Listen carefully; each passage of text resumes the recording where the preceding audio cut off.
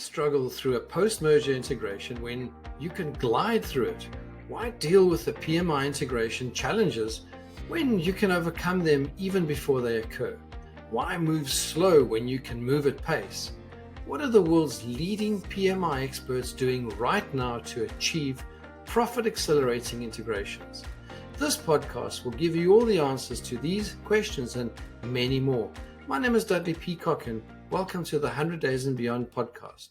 Welcome, everyone, to the latest podcast, the latest episode in 100 Days and Beyond, the podcast that highlights the journey, the day-to-day activities, and what I call the rough and tumble of the unsung heroes of those people that are put in the throes in the middle of the integration phase.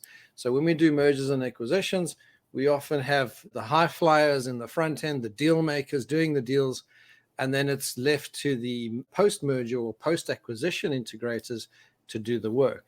Today, we've got a really special guest. So Craig Richardson is actually on the acquisition side, and he gets involved in the integration side as an owner in different businesses. And I think that's probably the easiest way to explain it. Craig, I'm going to go through your bio right now, but I think you probably see something that often many of the practitioners might not experience, is a difference between being part of the ownership or ownership group, owning companies, doing integrations while you own them, trying to get them a strategic alignment to why you bought them in the first place. Let's quickly go through your bio. So Craig joined Dow Schofield Watts as a partner in 2006. Prior to this, he spent 14 years at KPMG, undertaking corporate finance and due diligence assignments in the UK and overseas after qualifying as a chartered accountant in 1992. He has over 25 years experience advising SME owners with finance, raising, acquisition, and exit. In the inaugural Northwest Insider Awards, Craig was voted Corporate Finance Advisor of the Year and Deal Maker of the Year in Lancashire. That's brilliant. I mean, we're going to have to talk about that. And then Craig sits on the board of the 6 PhD Industrial Holdings investments, which have a combined turnover circa about 65 million pounds and an EBITDA of around 8 million. That's a serious company or a group of companies. He has a background in advising SME owners on growth strategy, board structure, creating capital value and succession planning and execution. And he has also lectured to leading banks on how to assess the competence of management teams, which is invaluable in his role. Welcome, Craig. Thank you. Thanks, Dudley. Yeah, that's a fantastic. Yeah, it's a fantastic bio, and our conversation before the episode. Wow, this will be really special episodes purely because we have someone that sits on the boards, makes sure that the integration happens, and sits from an ownership perspective in making sure that the strategy gets fulfilled, but not with a view necessarily on exit, but more with a view in terms of growth. And please tell us, how did you get into the space from 92 being a chartered accountant through to getting into deal making? Sure. It seems a long time ago now. Excuse me. I suppose in some ways it's been a typical career in terms of I went into a big four accountancy firm, not knowing what accountancy was, went into audit, which most people did in those days, and spent 3 years auditing. And then our department, luckily, was the department in our Preston office that did special work, which is now called corporate finance, M&A, due diligence, corporate recovery, also did tax as well. So it was a really good grounding that I had.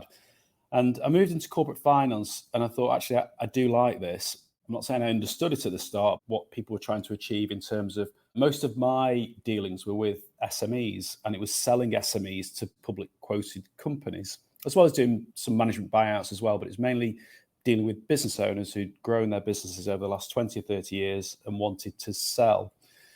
So very much gamekeeper turned poacher, because after a number of years, starting probably in 2012, I got involved in acquiring businesses for our investors. So when you're an advisor, it's great in many ways in that you advise the client as best you can. If there's any issues on the acquisition, you defer to the client and say, look, this is the issue. This is how I think we should deal with it. Excuse me. But at the end of the day, it's your choice whether you want to make this acquisition or increase the price or do whatever you want. Now, when you're buying a business on behalf of investors, of which I'm an investor as well, suddenly you've not really got anybody to ask because advisors are coming to you. So a corporate finance advisor or probably a lawyer is coming to you and saying, look, this is the issue, this is the risk, what do you want to do about it? Now, I work with 2 other colleagues and we have a chat, we have a think. We've got a chairman as well, who's a very experienced corporate finance advisor in his own right. But whenever you go to him, you get to a certain stage in your career and people want the answers, not a question. So it's a case of, this is the issue, what do you think? And the answer back is, well, what do you think? And that starts happening. That's been happening for quite a few years now. And it's both refreshing, sometimes a bit scary, thinking, crikey, I need to come up with the answer and not just be able to ask someone. That's interesting because I think comes a time, and like you rightfully mentioned, besides your career that's transitioned from accounting into corporate finance and then into where you are right now, but there comes a time when the mental shift can be assisted by mentors, by coaches, by people that help you along the way. And coaches and mentors, and you probably see this where you are right now in terms of being part of a board and so on, you would be employing new people, you'd be trying to build teams, you'd be doing a whole lot of things like that. But sometimes it's better, instead of providing answers, to rather provide better questions or to push back and say, I'm your sounding board. Tell me what you think. And that's a much better educable moment, if you like, as opposed to trying to teach all the time or to assist all the time. So tell us a bit about that, because that transition, how long did it take from you to gain the confidence to start making your own decisions from that initial stage? It doesn't happen overnight, excuse me, and it's difficult to remember when it actually happened. But one thing I do remember is that when you start off auditing and you're going into a company, so I remember going into we did big companies, we did small companies, but there was one client I had in particular, only turned over £1 million. And I was going into the business owners and asking them questions about their accounts and their audit. But the problem I had, and the problem a lot of people have, I think, at such a young age of 22 or whatever, is you don't actually know what you're supposed to know and what you don't know. So I was always worried that the client would be expecting me to know all the answers and I'd be afraid of what I was asking. And then you spin forward 10 years or so, and then you start to realize what you should know and what you shouldn't know. And once you know that, you can confidently say, actually, excuse me, can you repeat that? Or can you just explain that in a different way? Because I don't know what you're talking about. And then they do. And I think for me, that was the aha moment about the confidence I had to ask the right questions and not be worried about whether I should know those answers or not. The other sort of transition from that, still advising, once you're an NED, you have a whole load of hats to wear, as you were saying, Dudley. It's about being a coach, it's about being a mentor, it's about being an advisor. And quite often, the management teams you're dealing with haven't had access to that. They've only had access to the owner of the business. And quite often, as you'll know, owners of businesses and entrepreneurs are often quite dictatorial because that is their style. That's how they've had to grow. They're often self-taught. So a big transition is about how the board table acts. And in fact, most businesses we invest in have never really had a board meeting. So even that's new, the whole concept of a board meeting and reporting, both in writing and verbally. If I think about some SMEs or SMBs or the entrepreneur, let's say it's a founder entrepreneur, because sometimes it's not. Sometimes they may have acquired the business and so on. But if you take founder entrepreneurs and operators, what you have is a nucleus that gets formed around the owner, and it becomes chief and many, many helpers. Yep. And when you're doing an acquisition, you sometimes have to say, okay, how do I take the chief out? Because the helpers actually won't know what to do.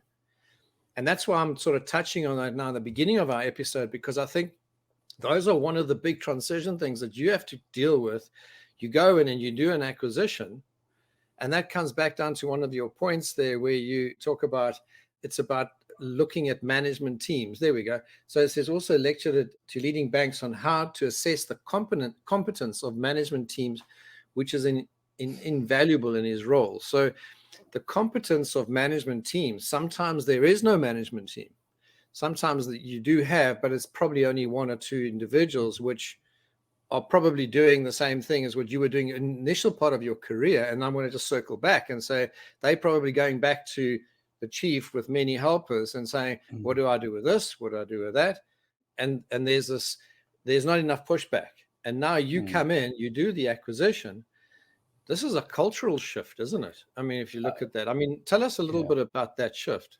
Yeah, absolutely. I think that the two, to have a successful business, you've got to have a successful business model, and you've got to have a successful or a good management team.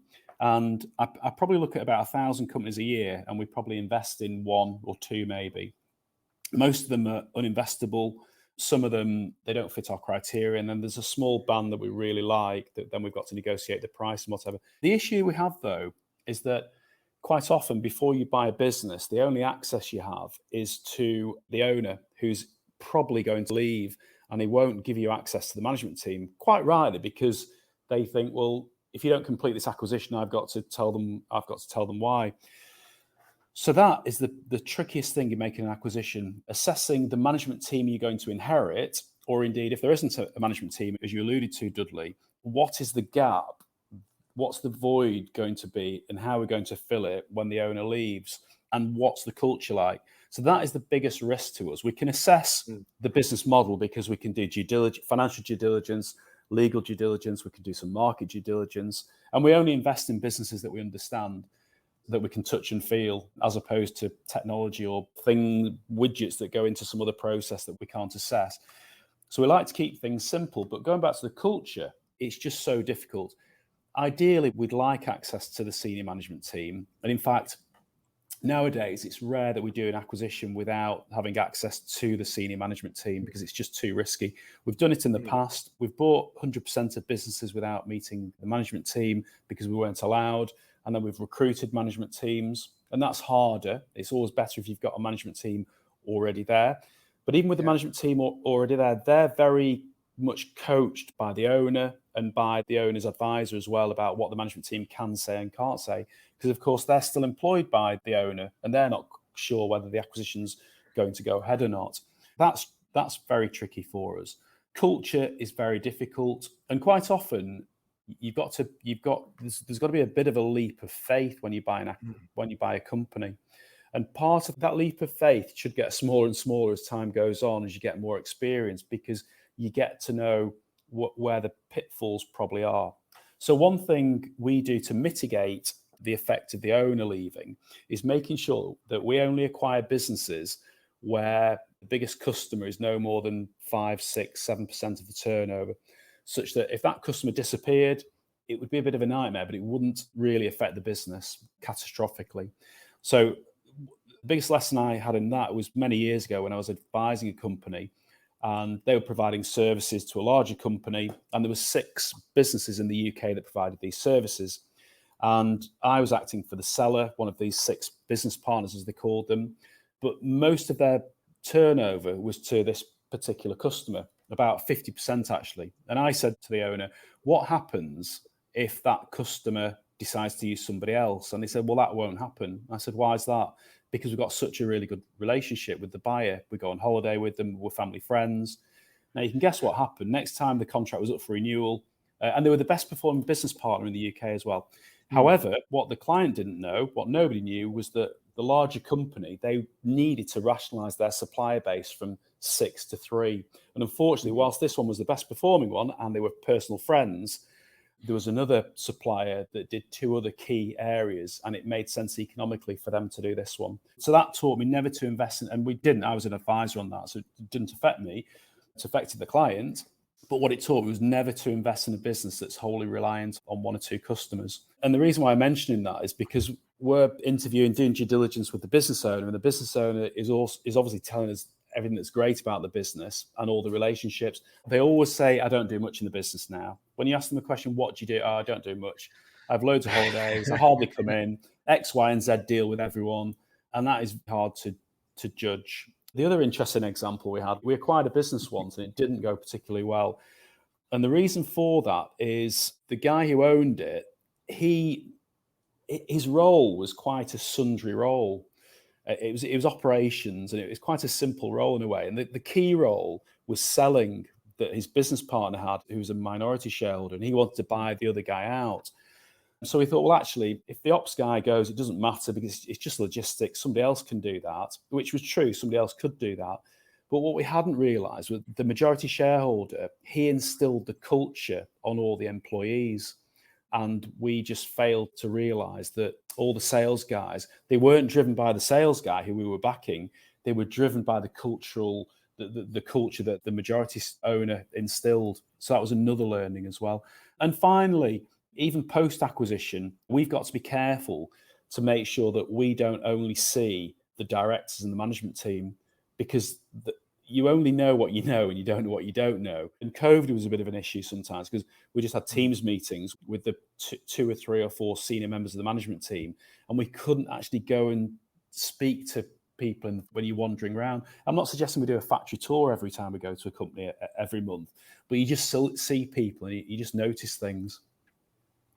If you look at sales and marketing as let's call it a work stream or as a particular operational or part of the business, often when you have a relationship with, if let's say I've got a customer and they're one of the big, I'm an SME, I've got a big customer, they a large chain or they're a listed entity, but I in fact only know one person in that 20,000 employee company, and they're buying from me because they like me and they're my mates and I've been working with them for 20 years. But the other 19,999 employees don't know who I am.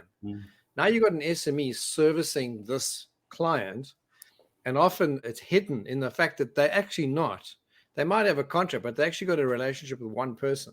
What they fail to do, often SMEs fail to penetrate larger organizations and establish proper contracts, firstly. Secondly, establish proper relationship within the larger entities that they serve. Then thirdly, like you mentioned, I mean, that's a really, really good point. Often they get stuck at one or two big customers. Why? Because they can't take on any more work. And that becomes their ceiling is, I mean, they get very happy about the win. Like, yeah, I got that big customer. Oh, shoot, I got that big customer because now I can't do anything else. So now this conundrum, enters the business. They get to a certain point, a decent turnover, decent EBITDA, the whole lot. But in fact, it's a lot of smoke and mirrors. It's not really that plain cut or plain and simple. So yeah, just tell me a little bit about that. Yeah, it's an interesting one, because when I said that most companies aren't saleable, a large number of those are because they're reliant on a customer. And depending on the margin of a customer or a business, it might be once a business has a customer that's more than, say, 20% of its turnover, if you take the margin away from that customer, suddenly you're loss making.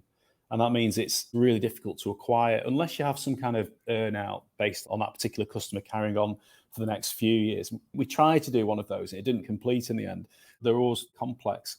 The other issue with that is it's a great business to own. You've got that customer, you're making lots of money and it's great, but not for somebody else to buy. So there's a lot of businesses, I call them income generating models, where they're great businesses to own, but they're too risky for somebody else to buy. It's lifestyle. I mean, it's a lifestyle business, isn't it, to a great extent? No, absolutely. Now, the way we mitigate that, and the way we mitigate, I come back to management, the way we mitigate about the risks of new management versus old management, the effect of the owner going and relationships, is we try to make sure we only acquire or invest in businesses where the business has various ways of phrasing this that I use, has a real purpose and it adds value to the supply chain. And quite often, if you look at our portfolio of businesses, you think, well, that's a really eclectic mix of businesses. However, most of them do a small part of somebody else's larger supply chain. And therefore, For example, we've got a chemical manufacturer, and the chemical in a finished product might cost a customer £20, but the chemical that we sell to the intermittent customer might cost 10 pence. So there's, and the rest of it is tax, packaging, freight, the profit of the brand owner, So there's no point in the brand owner trying to come to our customer and say, can we have it for 9 pence, please? Because of all the regulation and the cost of changing. So it's quite a sticky revenue. We've got another business that's a branded manufacturer of a branded product, and it's specified in somebody's supply chain. So it's all about, when you're acquiring and integrating, it's all about making sure the value is in the business and not in the people.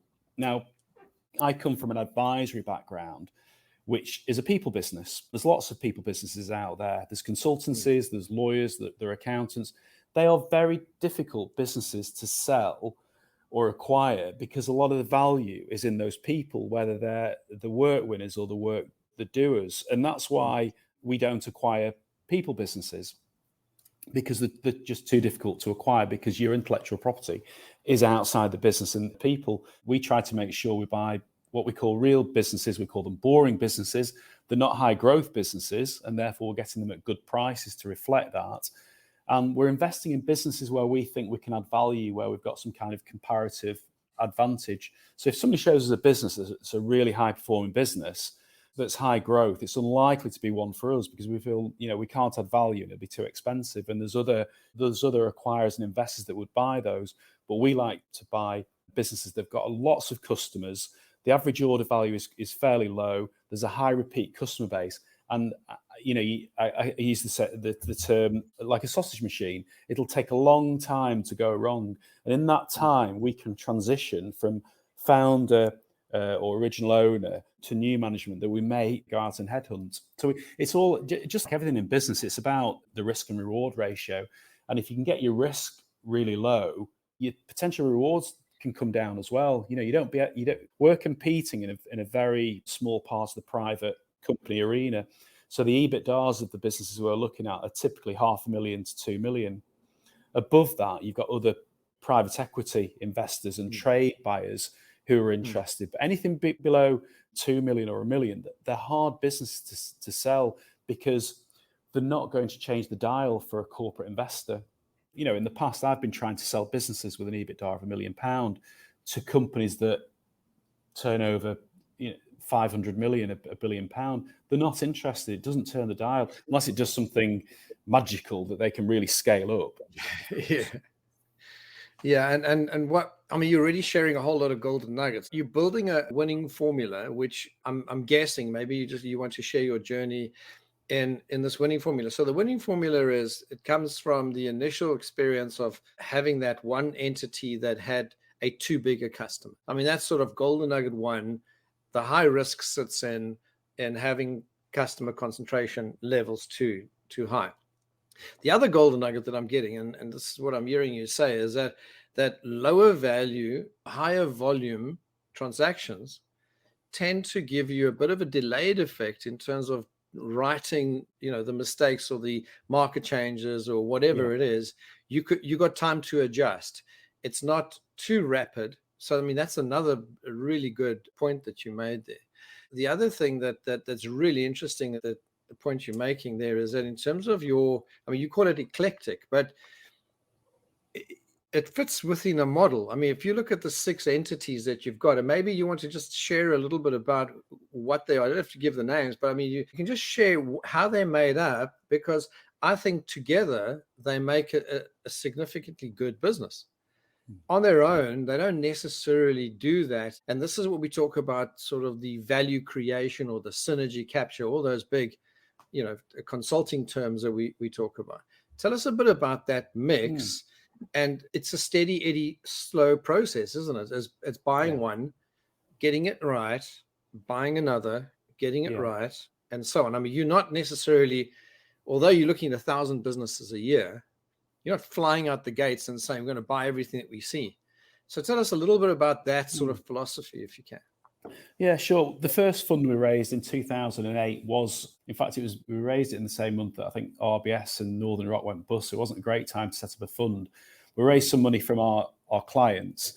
We'd already got 2 transactions lined up. And then over the next 3 or 4 years, we invested in 4 others. Now, they were really eclectic and there was no fit whatsoever between them. We did well, though. We had 2 or 3 real winners, 1 or 2, and we made a really good return. So on the back of that, we raised a larger fund that's now created these 6 businesses that we've now incorporated. So previously, it was a typical 10-year life private equity fund. And our second fund was as well. But what we realized in the second fund is we realized what looked good and what we were good at, which was these industrial type B2B businesses. But the issue is they take longer to get from founder ownership into non-family ownership and then to create a growth strategy.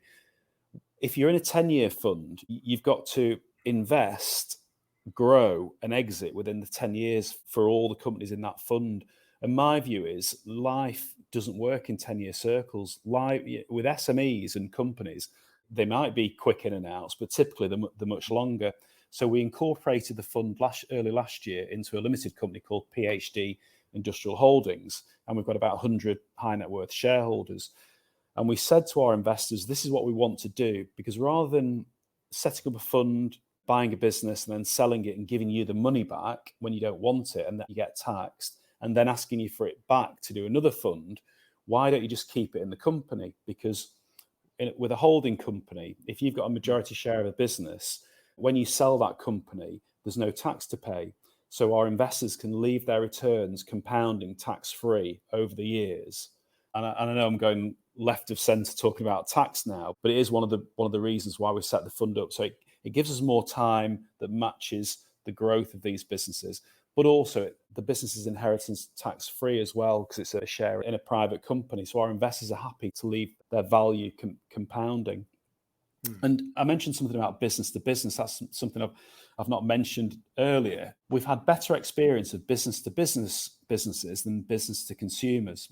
And what our experience has told us that with business to business, it takes longer to get a customer. It's all about demonstrating to the customer why they should buy your product or service, what the attributes are, the aftercare, the relationship. Do you trust this buyer? And it might take months or years to build that relationship. And then finally, the potential customer wants to talk about price, but they only want to talk about price if they're happy with everything else.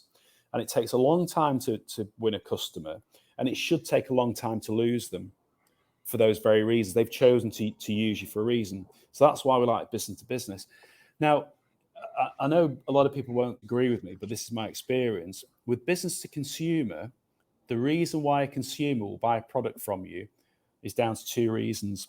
It's typically, unless it's a brand, so that you've got some cult brands out of there. So I'm on my Apple MacBook, I've got my iPad here, I've got my Apple earphones, and I've got my iPhone because I'm sold on the iPhone cult brand. Leave that aside. Most consumer businesses, it's all about the price and the weather. Now, the price, everyone understands, because of the internet, you can get it cheaper. You don't need to touch and feel it these days. You know it's going to arrive. With clothing, it's slightly different, but you can send them back, so that's fine. And whenever I say about the weather, people say, well, that's not right. And then they sit back and think, you know what? There is something in that, because the weather affects whether you're booking a holiday, whether you're buying a jumper or an umbrella. You think about it, it's those 2 things. And whilst you're a consumer, I'm a consumer, without insulting either of us, we're very fickle. And there's not a lot of loyalty, apart from brand loyalty. That aside, there's not a lot of loyalty. It's about, well, can I get the product? How much is it? Can I get it here on time next day or whenever it is? And business to business is completely different.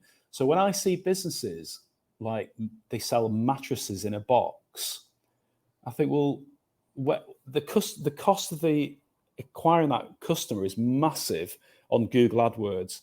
Now, once you've bought a new mattress, when are you going to buy another mattress? And I know that people have got more than one bed in the house, but it's only after a few. And I know the mattress company say, oh, you've got to get a new one every 2 years, of course. But you don't buy that many, do you? We're seeing a lot of companies at the moment, and I call it the COVID bounce. They've had a COVID, bounce in sales. And a good example is sofa businesses. We didn't buy a sofa ourselves, but most people are sat there thinking, I can't go on holiday, I can't go anywhere, I'm going to buy myself a sofa. Once you bought a sofa, you're not going to buy one for the next 5 years. And there's a lot of businesses who've made a lot of sales, and you still can't, you still can't see where they're at in the cycle. Hot tubs are another one. People are wondering why consumer spending's going down. It's because people cannot fit any more stuff in their house at the moment. Well, I mean, if you just think of how quickly your house fills up when you start going on a bit of a buying spree. Yeah. That's very interesting. The weather does impact. And there's also only that much money to go around because it's also wallet share. I mean, we're also looking at external sort of geographic, geopolitical issues as well, supply chain, cost of living. I mean, they're calling it a crisis, but I mean, this was bound to happen, and it's just eventually happened. I mean, I don't think it happened pre-pandemic anyway. I think it was just needed just a bit of a trigger. But there's so many things. But what's really evident for me is, Craig, is your experience in the SME space, is your thorough understanding of the dynamics that sit within that environment. That I think you said 1 to 2 million space that's not necessarily interesting for a private equity or let's call it a strategic corporate buyer and so on. It's a fascinating space, but if you think about the size of the market, that's why you're looking at 1,000 deals. I think there are about 5 million odd businesses in the UK. Yeah. To look at 1,000 deals is a drop in the bucket compared to the number of registered businesses, because really 70-80% of them are sitting at that level in any case. So you're looking at quite a few million in that space. And I mean, you're looking at 1,000. It sounds like a lot, but as you go lower down to the market, it literally just sort of explodes. Anything below, I think, 2 million or 1.5, I think it gets even, I think below 500,000, I think it gets even worse. But so I think what's evident for me is your thorough understanding of that space, and then also the B2B space as opposed to B2C. I don't know if you want to just expand on what I've just said. Yeah, it's interesting. I was listening to a podcast a couple of years ago, and can't remember his name now. He was saying the way to make money, or the way to really excel at something, is to be really narrowly defined on your expertise in a particular item. And his go-to product was a particular Rolex watch, and it was also a Ferrari, but a Ferrari between the dates of 1967 to 1972. And he was saying, look, I know nothing about Ferraris other than those dates, and I know nothing about Rolex watches apart from a Rolex Daytona or something between the ages of 1984 to 1989 or something like that. And what he was trying to demonstrate was, you need to instill and go deeper and deeper into something, And I was listening to it thinking, what do I know? What am I interested in? What comparative advantage have I got? And then I thought, you know what? It is actually my day job. That is what I know a lot about, because as you said, you've got millions and millions of companies out there and businesses out there. And inadvertently, we've distilled it down to a set of broad criteria that we stick to. So those 1,000 companies every year, it's quite easy to go, no. Yes, please, can I have an NDA for that? And the IM will have a look at that. Is it what we think? Yeah, it looks great. Oh, there's a customer, it's 20% of the turnover, we can't do that. Or actually, no, actually looks pretty good. Let's do a meeting. And these days, of course, the first meetings are on Teams still. Now, I prefer to do things face to face. Before COVID, I'd never used, the odd time I'd used Zoom, Teams. But now everyone prefers it because it cuts down on time. It means you can do more in less time. And also with business owners who are selling the business, they don't want you to go to their business. It's all confidential. A Teams meeting it is great, but it is your proverbial, hopper of all those, where do you start by trying to invest in a business? You've got the whole of the UK. And in fact, you've got the whole of the world. And we just acquire in the UK because language, distance, and all that kind of stuff. And even though we can do things online, we wouldn't invest in Europe. We'd buy a European business as a subsidiary of an existing one, but not as a standalone investment. So you come down to all these, a smaller subset. And the way we get to that subset is, well, which companies are actually for sale? Because another strategy you could have is, well, let's do some research, and the internet's fantastic. Let's do some research about companies that are out there that do things that we want to invest in. But the problem there is most of them will not be for sale. And I'm making numbers up. It might be 49 out of every 50 are not for sale in that sector. So what's the point approaching 50 or thousands just to find one or two? So it's easier our approach is actually to wait for people to approach us with companies for sale, because at least we know the owner wants to sell. And that is half of the problem, really. We've tried approaching companies before, and it's great because you have a conversation with them and say, well, actually, timing's not right at the moment. And then 5 years later, they'll have kept your email, and they'll ring you up, and that's fine. You can also reduce the odds, of course, by searching for directors who are of a particular age. But it's more laborious because is the son in the business? Is he going to sell to hand it down and all that kind of stuff? So we just keep things simple. And, we've put a lot of time and effort into making connections with people who sell companies, such that every day I get, a handful of emails with companies for sale. And that's how you get 1,000 a year. So it sounds, as you said, it sounds a lot, but it actually over a year, it's not that many. And say 1,000, if you distill it down to the number a day, actually it's probably 2,000. But it's quick to get rid of the ones that don't fit our criteria.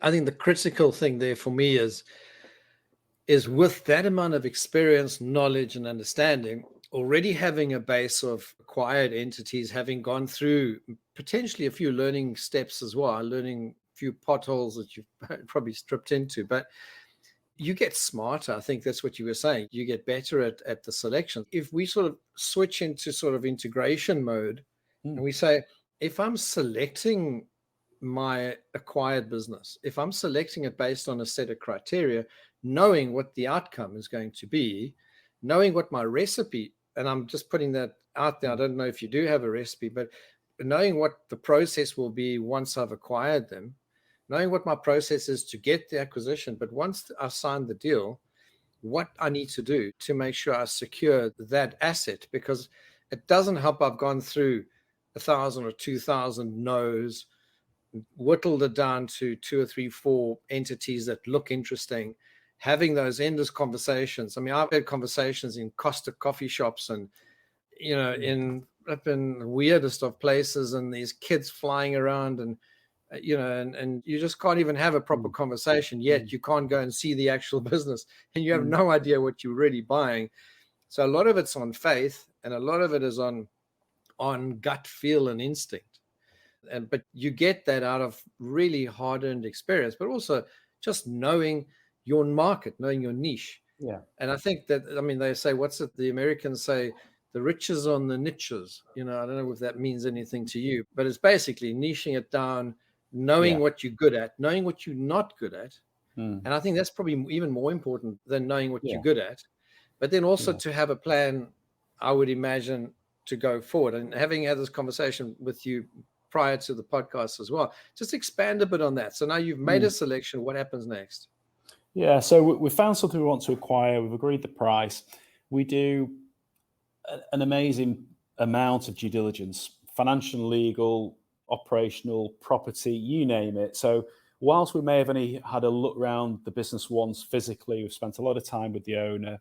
We've hopefully spent time with the management team as well. But the due diligence will really goes into so much depth to throw up potential issues, but actually potential opportunities as well. We do know, whilst I talked about leap of faith, there's always going to be that leap of faith. But these days, it's gut feel. It's a small amount. Most of it is probably more scientific. Then you acquire it, and the improvements we think we can make. As I say, we make sure that the profit and the cash generation of the business we are acquiring will not go backwards. That's our first thing. And we think by doing some relatively simple things, we can maintain that and grow it and get it a better quality income as well. So to start a business up and get to a turnover of 5 million is very difficult to do. And that's where your entrepreneurs come in and build it to 5 million. Or I know we read about people who get it up to hundreds of millions, but let's talk about our market space. And it might take 20 years. And that's another thing. We'll only invest in a business that's been going for a long time. So the average life of our 6 businesses is probably 20 to 30 years. It's maybe more, actually. They're proven. They've not just started up and proven over a number of years. The relatively easy win, the two wins we normally get, one is we'll probably bring some better financial metrics to it. The people in the business have got a better appreciation of what affects margin and pricing and ultimately the bottom line. So there's a bit of that we can bring to it. And also the confidence to say, well, hang on a second, I know that's your major customer, but their margin is a lot lower than the others. So why don't we go back and increase prices, which is always a tough one. But we give the management teams, we empower them and give them the confidence to do that. There are risks. The customer could say, well, I'm walking away. But the businesses, going back full circle, the businesses we're investing in have pricing power. There's a reason for being, and the income's pretty sticky. So we're quite confident that, again, based on experience, that the customers will take those price increases. So that's one side of it. And the second side of it, and also you can lump into their better systems, and you talk about ERP, better reporting systems, and IT systems as well. The other part of it is just unleashing the business from the business owner, because the business owner, as I said, typically he's taking it from 0 to 5 million. He's set it up in his 30s. He's into his late 50s, 60s, or what. And apologies for being ageist, but at that time of life, I'm that kind of age as well, but I've not got that attitude at the moment. People want to take it easier, and therefore they're not willing to take the business risks that got them from 0 to 5. So we think, well, if that person semi-retires or steps back and the next tier of management team come through, or indeed we bring somebody else in to supplement the management team, they're incentivized to grow it from 5 million to 10 or 15 or 20.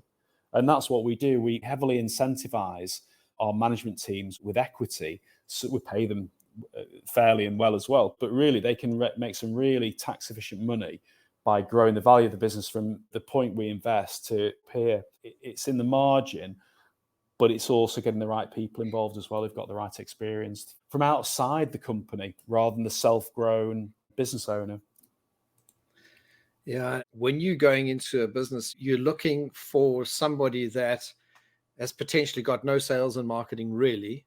He relies, he or she, I don't want to be gender specific, but you have this situation where the owner has got comfortable in terms of, just living off their reputation potentially, or just because they're there, they've got a bunch of mates they've been doing business with for a while. So they work off what they call word of mouth. That I love when I hear that, because then I absolutely know there's huge leverage there to be had. And often I've also seen, and I want to add this in and then just get your view on it. I've seen the longer that the owner has been in the business, the older they are, the less they've increased their prices over the years. So they've progressively, their prices have actually gone down. If you look at market conditions, new companies are charging much higher margins, giving exactly the same or maybe a slightly different service, having much better sales and marketing. Gains are massive if you get select the right entity. Tell me about that. Yeah, it is all about pricing power and the ability to push those prices onto customers. And quite often we'll give that empowerment to the management teams, and it will lead to losing some customers at the lower end, but they're actually not contributing. So we may as well get a better margin from 90% of the customers than lower margin from them and lose that 10% or whatever. And you're right, Dudley.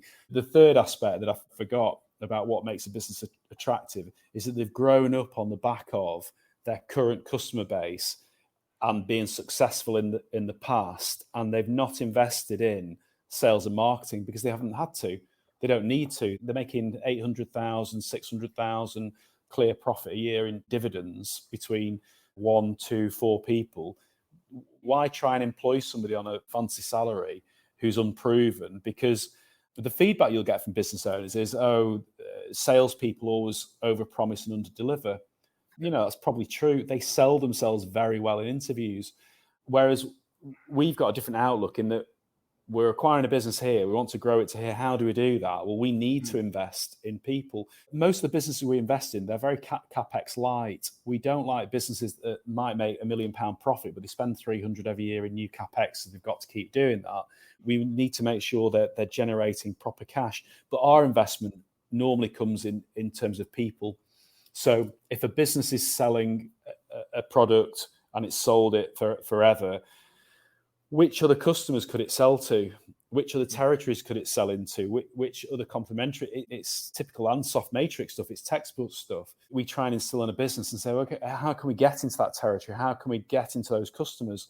Well, let's employ somebody to do it. Let's use a headhunter to find somebody from the sector. Let's just have a look, because a lot of business owners are very inwardly focused in that, that's what they're doing, that's worked well.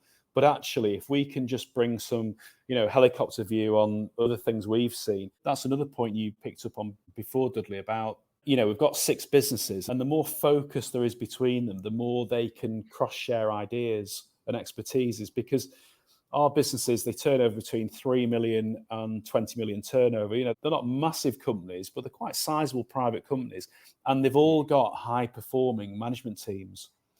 And it's a shame that each one has got a high-performing management team. So what if you get them all in the same room, proverbial room, or get them cross-fertilizing ideas in terms of how they buy or how they sell and the routes to market, and suddenly you get the sum of the parts. The whole is bigger than the sum of the parts. From a management team's perspective, there's a sense, and I'm not sure if it's real or not, but for me, there's always a sense that if I'm part of a bigger group, there's a bit of a safety net. There's a sounding board, there's someone I can bounce things off. Because if you think about an SME on their own, it's a very lonely world.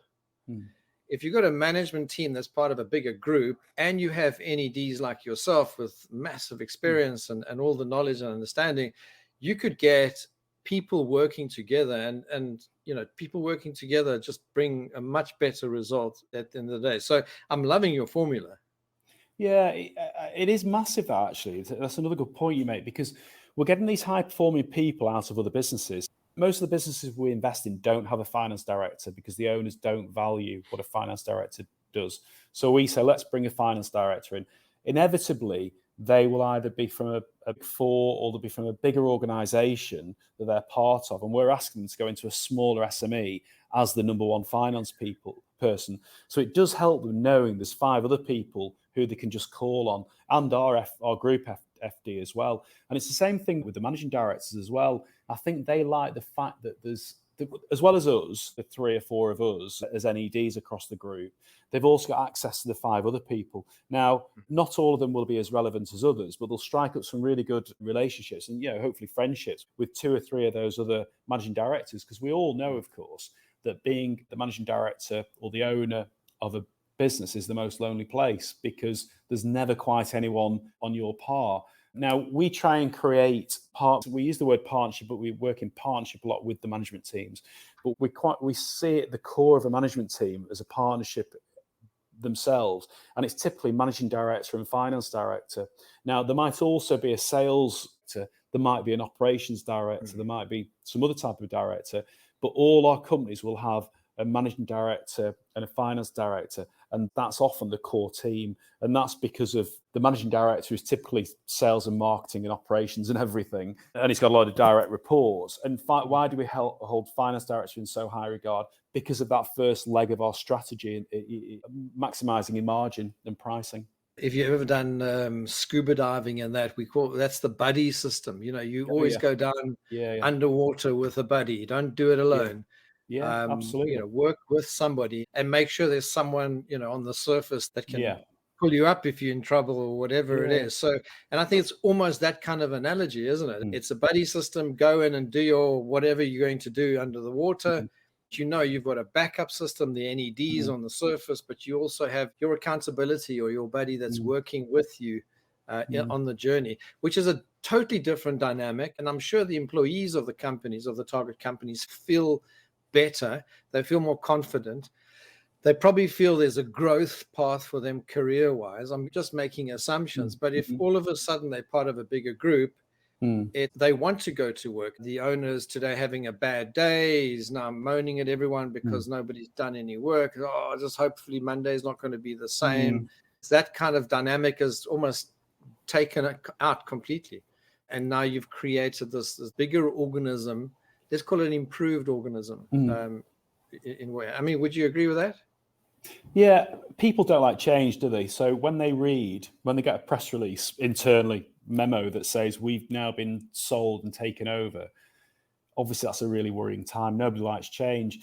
What we say to people is, what we say to business owners and the employees is that it's a bit like one of those, is it Philip Patek watches? The advert says you never actually own one, you just look after it for the next generation.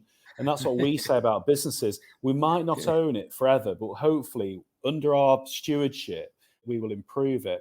Now, if a business is sold to a strategic, I call them trade buyers, that's a big risk for employees, because they could just strip the heart and soul out of the business. They could consolidate, warehousing and sales and marketing, all sorts of things.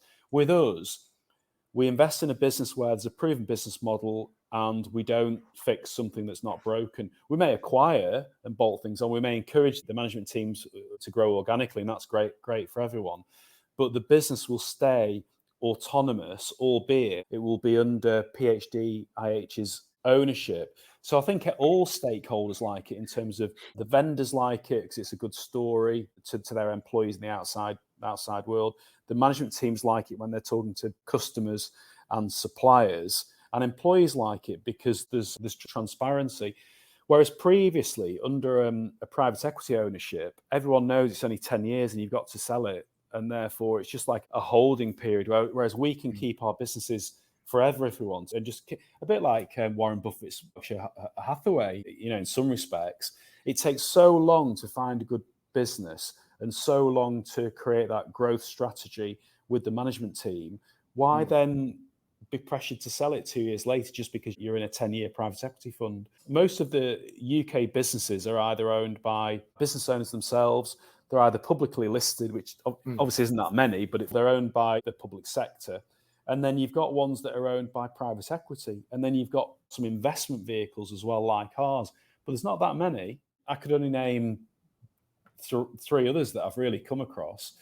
Interestingly, there's more cropping up which are quoted on the Scandinavian stock markets. They're realizing it's a good way of creating shareholder value by putting similar synergistic businesses together, albeit keeping them autonomous, so they can be sold if they want to. So we do sell our businesses, but we'll only sell one of our businesses if somebody approaches us and says, we need your business for strategic reasons, therefore we're going to pay you a small fortune. We'll do that.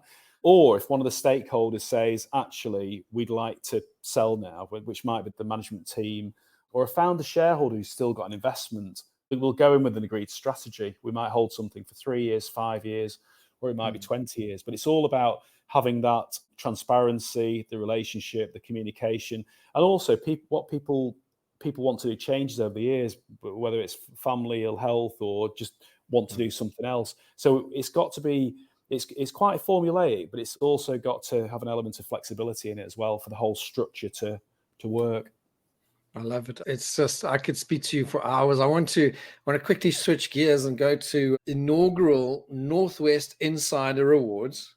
You were voted Corporate Finance Advisor of the Year and Deal Maker of the Year in Lancashire. Tell me a bit about that, because the reason why I'm asking is what's evident to me, if I think, what is the real value in what you're creating is really the team of the 3 or 4 of you, NEDs. You are the real management team. You creating something of serious value. And I think that is the special, the magic dust or fairy dust or whatever they want to call it, that you've managed to create a formula that works. You've managed to create the filter to filter out all the things that aren't going to suit you as a group. It might work for someone else, but for you as a group, you found your method of working together. And this, I think that's probably for me where it's all coming. So I want to go to those awards, if you can quickly share that, and then just come back to where I think the real value in what you have created as a group is probably sitting at the NED level, although you do have strong teams in that, and you've applied a lot of the principles. Sure. But in order to really grow, I mean, if I look at 65 million, you probably be 165 in a few years, and then 300, then 500, and next thing you see, you're in a different ball game. You're going to have to bring in more people to support you, and you have to systemize a lot of the things that you're doing yourself.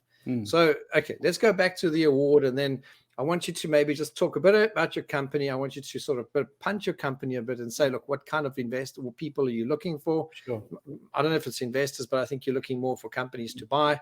Mm. But let's start at the awards and then end up at the nice, tell us what you want, what you're looking Yeah, for. I don't always put that on my bio because these days it doesn't really mean much. But back then, going back 20 years, it was one of the first awards. It was only Lancashire, which is part of the Northwest, which is part of the UK. So it's only Lancashire, but it was quite pleasing to get both of the Corporate Finance and Dealmaker Awards the first time they'd been run in Lancashire. And Lancashire is full of great professionals. So these days, there's on LinkedIn, there's award after award after award. So it doesn't sound that great now, but back then, it was something. So I'm proud of that. And in terms of the team and what we're creating, we're having a debate at the moment. What are we actually, what are we doing? Are we just growing a collection of assets that's worth as much as we can get it for the benefit of our shareholders? Okay, that's fine.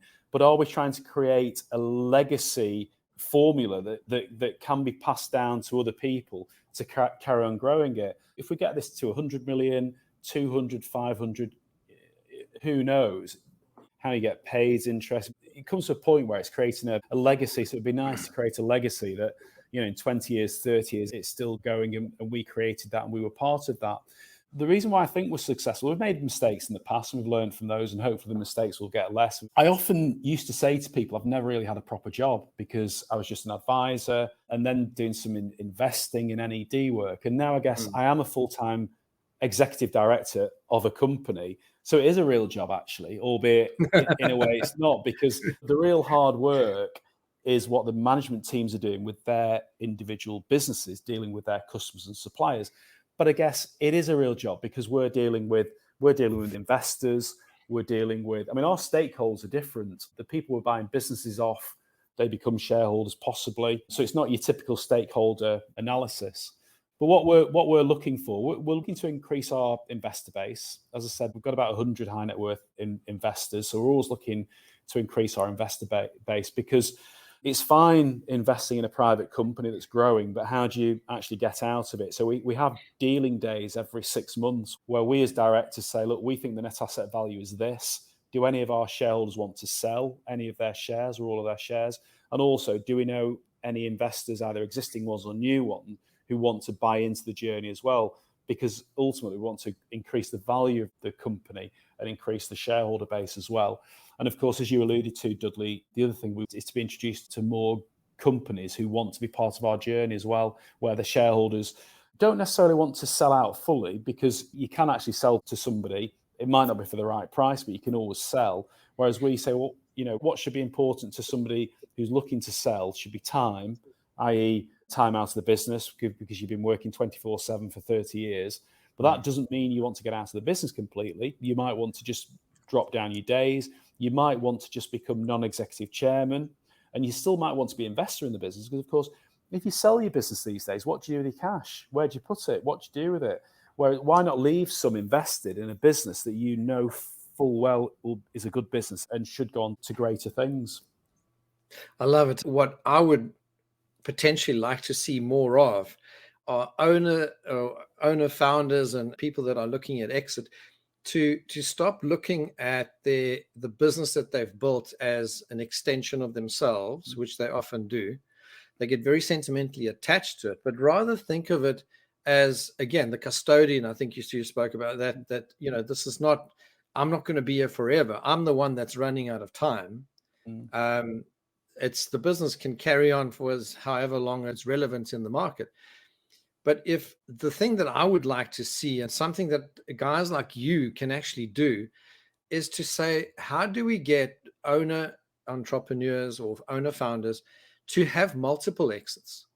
How about join a company like yours, go on a 3 or 5 or 10-year journey, and grow it to another size? You've still got an equity stake, but you've brought in the right kind of people to take you, then take some more money off the table and do another exit, and then do another exit. It's not the end, and it's not a retirement day. In fact, I think a lot of owner founders or owner entrepreneurs should say, after 10, 15, maybe even 5 years, I should start saying, all right, what can I do to start doing a rotation in terms of ownership, because I can only take it to a certain level unless my goal is lifestyle. I want the boat, I want the house, I want the beach home, whatever it is that makes them happy. But once you've got that stuff, it's like there's not much more than that. I mean, you can only have that many pina coladas on some beach somewhere, and then what? So why don't you think about the passion, your love, your purpose sits within the business that you've so lovingly grown over 20 or 30 years. Stay in it. But stay in it at a lower value, but realize that you've got limitations. Bring teams like yourself in. Say, okay, come in, let's grow this thing bigger. I want to have another exit, but now I want to sit in a different role. I want to enjoy my life again. I want to refine a new career or a new journey for myself. And I think there should be gaps, and people should start doing that earlier. I think people should start doing it in their late 30s and 40s already. I mean, by the time you're in your 40s, you probably had that business 15 years. And I've got this saying, you may or may not have heard it, but where often you have someone that's had a business for 30 years, they've had the business for a year repeated 30 times because they probably haven't actually done anything to it from the time they started. They did a few things. They've got a few customers. It's been very, very hard to get it to 1, 2, 3, 4, 5 million, whatever it is. But they've done pretty much the same thing. They've just repeated it. And then they stopped because they have no further skill or assistance, or they just can't see that there's bigger scope. I'm just sort of trying to prompt you to finish off the conversation on a sort of a high note here. It's a good point. We encourage business owners to have a minority stake, 1, to keep them interested, and 2, to help them get further value in the future. And secondly, what we've not done at the moment, but selling shareholders can do, they can also buy a stake in the holding company if they believed in the whole journey. That's not happened yet, but it will do, where people actually swap their minority stakes for a stake in the holding company. Or internal investors who've got a business that doesn't fit with our criteria, there's nothing stopping them saying, you know what, I've got my business here and I'm keeping my business, or I'm selling it to somebody else. But actually, I like the journey you're going on because I think I can add value to some of your group companies because I understand that industry. I can open some doors, and they become like more interactive shareholders, as opposed anybody can buy shares in a quoted investment trust or a public company, but it's very difficult to buy shares in a private investment trust like we've got, the shareholder base ultimately. I think you're on a winning path, and I'm not sure how it's going to change. But as I said, just before we went live, I'd like you to come online again as you build out on what you're doing. I think it's an amazing journey you're on. I think you've narrowed it down. Absolutely brilliant. Thank you for joining us today, Craig. No, thank you. I've really enjoyed it. It's amazing how much you actually get out of it by sharing your story, and it makes you think because you start thinking about things a different way. So thank you. Enjoyed it. So stay on the line. I was going to say goodbye to the audience, and let me just change the screen. There we go. And thank you everyone for joining us today on our 100 Days and Beyond podcast, where we had an amazing Craig Richardson from Dow Schofield Watts. I think absolutely brilliant PhD. I'm going to put the link in the chat in the bio. Please get hold of him. There are multiple things that you can be doing. Have a conversation. I think it's well worth it. And the wealth of experience is absolutely brilliant. I think it's different guest to what you may be used to. This is in the SME space. So thank you for joining us today. And we're looking forward to having you on our next episode of 100 Days and Beyond. Thank you and goodbye. Hi, everybody. This is Dudley again. And if you need help with a future or existing post-merger integration, I want to invite you to arrange a free, no obligation meeting with us. During the meeting, we'll find out exactly what you need, what your challenges are, and we'll explain how our unique PMI slipstream method can help you. Simply call us or visit mergerintegration.co.uk. That's mergerintegration.co.uk, or come to our website, skillfulpursuit.com.